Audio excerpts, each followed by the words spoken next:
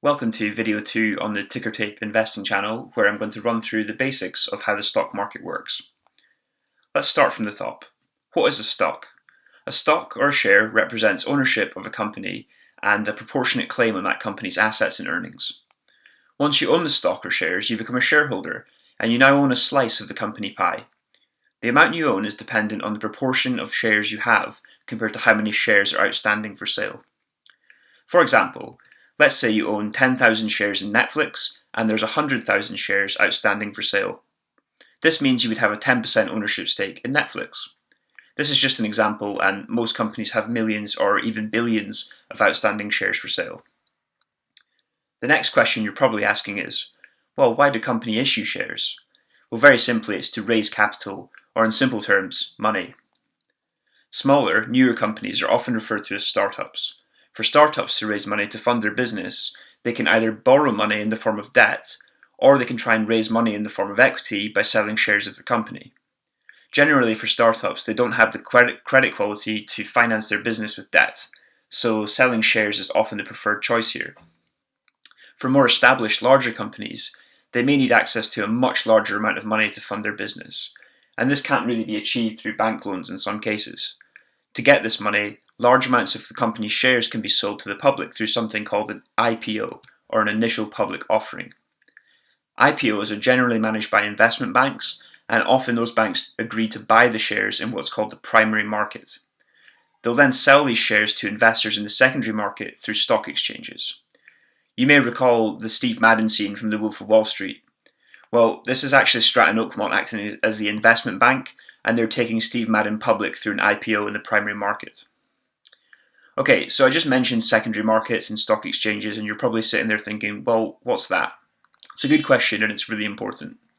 Generally, I think there's a misconception. When you buy shares in a company, you seem to think that you're actually transacting with that company. But you're not. For example, if someone's buying 1,000 shares in Facebook, they're not actually transacting with Facebook for those 1,000 shares. Those 1,000 shares, they're not brand new shares in Facebook, they already exist. They're already in issuance and they belong to an existing shareholder. Now, this is what's known as the secondary market. So purchases of the shares in the secondary market, they're done through a stock exchange. Examples of this would be the New York Stock Exchange or the London Stock Exchange, and it's essentially an engine for matching buyers and sellers.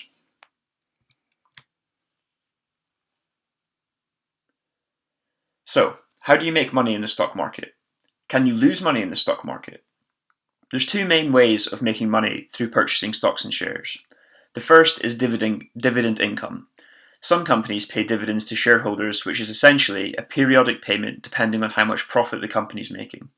Again, your dividend amount depends on the proportion of the company's pie that you own. The second way is through a capital gain. In simple speak, it's how much the price of the share has increased compared to how much you bought it for. Let's say, for example, you bought 1,000 shares of Google for £10 a share. That's going to cost you £10,000. You check the market and they're now trading for £12 a share. If you then sell all 1,000 shares at this point, you can sell them for a total of £12,000, making a £2,000 profit. This also works in reverse. If that share price were to come down, you would have made a loss. So what drives stock price changes? Well, in short, there's lots of things that can cause a change in a stock's price, but it all comes back to supply and demand.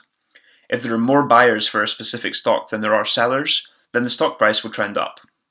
If there are more sellers than there are buyers, the stock price will fall. There are so many reasons why investors might want to buy or sell stocks, whether it's a public scandal of the company in question that would result in investor panic, for example, and that stock price would fall. Or there could be prospective growth of a company due to a new product. That would result in lots of buyers and a stock price increase. There's also things like macroeconomic factors and political changes which can have an impact on investor behaviour. An example of this would be Brexit. That rounds off video 2. If you're new to investing, hopefully you've learned something about the stock market over the last few minutes. I'm Andrew, and thanks for watching Ticker Tape Investing.